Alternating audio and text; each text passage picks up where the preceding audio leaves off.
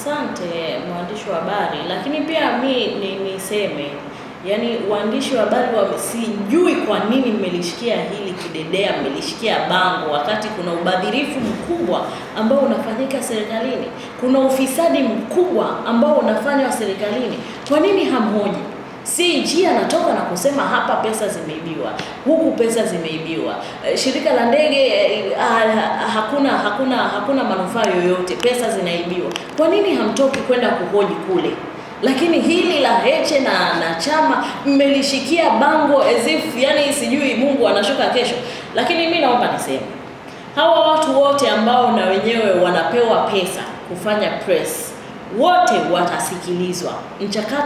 Mchakato wa maadili utafuatwa ndani ya chama. Na mimi nilishasema, kama kuna mtu mwenye ushahidi wa ubadhilifu, alete ushahidi wake kwenye ofisi ya katibu mkuu, alete malalamiko kwenye ofisi ya katibu mkuu.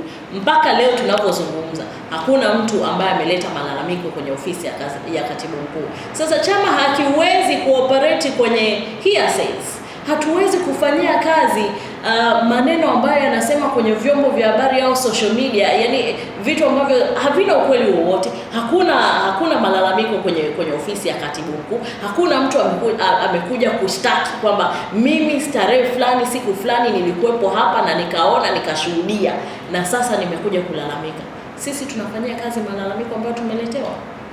Mpaka leo hii hakuna mtu aliyekuja kulalamika. Kwa hiyo mpaka watakapoleta hayo malalamiko, ofisi ya katibu mkuu haiwezi kuchukulia haya mambo serious. Sisi tunayaona mtandaoni kama ambavyo mnayaona nyinyi, lakini hawa viongozi wote ambao wanafanya hizo press wana kesi za kujibu.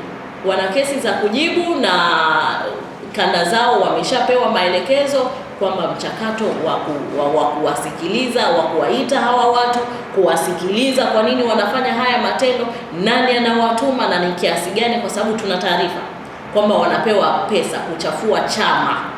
Wanachafua image ya chama, lakini wanamchafua mtu. Sasa kama hawana ushahidi, hiyo ipo kwenye katiba kabisa, kwenye kanuni za katiba yetu kwamba ni marufuku mtu kumchafua kiongozi bila ushahidi. Kwa hiyo hawa watu wote watachukuliwa hatua itakapothibitika kwamba haya mambo walikuwa wanafanya bila malalamiko ila bila ushahidi wowote, watachukuliwa hatua. Hatutasita. Chama lazima kiende kwa kunyooka na chama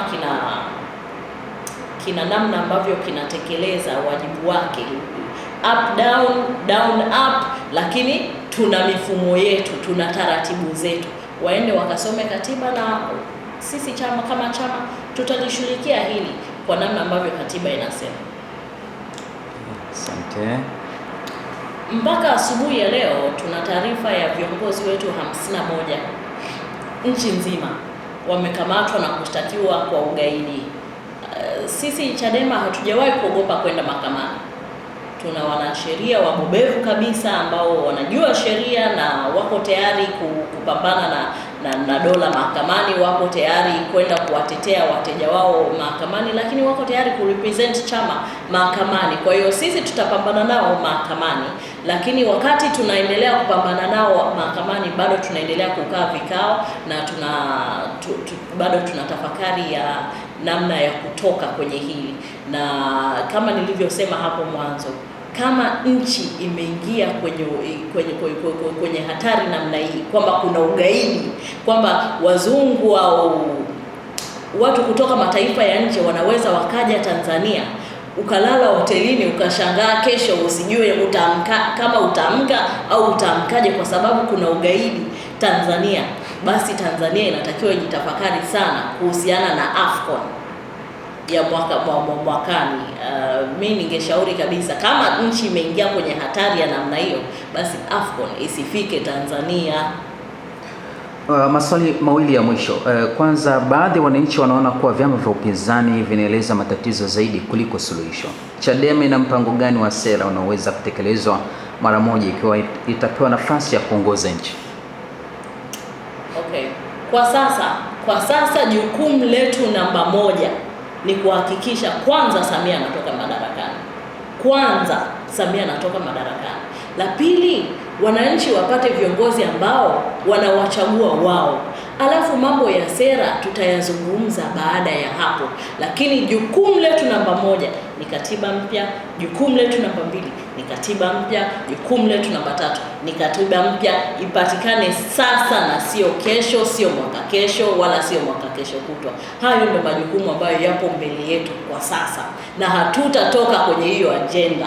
Agenda namba moja ni katiba mpya, free Tundu Lissu.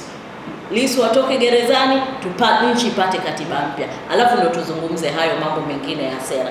Sera zipo, hiki chama hakiwezi, yani kwa namna ambavyo hiki chama kina think tanks, kina watu wabobevu wenye akili kubwa, hatuwezi kushindwa na mambo ya sera. Ila lakini kwanza tupate katiba mpya na Lissu atoke gerezani. Swali la mwisho, ni swali gani ambalo mngependa Rais wa Tanzania alijibu hadharani kuhusu mwelekeo wa demokrasia na uchaguzi nchini ambalo mpaka sasa halijapata majibu ya kuridhisha? Mchakato wa katiba mpya unaanza lini? Hilo ndo tungependa huyu rais haramu ambaye amejiweka madarakani atoke na kusema mchakato wa katiba mpya unaanza lini. Bajeti imetengwa kiasi gani kwa ajili ya kuanzisha mchakato wa katiba mpya? Hayo ndio ambayo tunataka kusikia kutoka kwao na sio mengine. Na sio tu tunataka kusikia lakini tuone vitendo. Maana unakuta viongozi hawa watu wanatoka sasa wanaanza kuambia Watanzania pambanieni. Tupambanieni wakati nyinyi ndio mmekaa kwenye hivyo viti. Tunapambaniaje yani? Tupambanie dhidi ya nani? Tupambanie wapi? Where? Semeni mchakato wa katiba mpya unaanza lini? Tunaenda kupambana wapi? Hawa sio Mungu. Maana Mungu ndo peke yake ambayo hatumuoni, ila tunamuomba tuwe Mungu, naomba utusaidie nchi yetu iendelee kustawi. Mungu tunakuomba utupatie katiba mpya. Sio Mungu, hao ni binadamu. Watoke waseme tumetenga bajeti kiasi fulani kwa ajili ya kukwamua mchakato wa katiba mpya. Na sasa tumeshapata tarehe ya kuanzisha mchakato wa katiba mpya na itaanza tarehe fulani. Hapo sasa tutaanza kuamini. Lakini mpaka sasa hakuna kiongozi wala hakuna mtawala mdhalimu hata mmoja ambaye ametoka na kusema tarehe ambayo katiba mpya inategemea kuanza. Sisi kwetu tunaona bado ni macho na hatuwaamini. Kwa hiyo ya kwetu ndio hayo.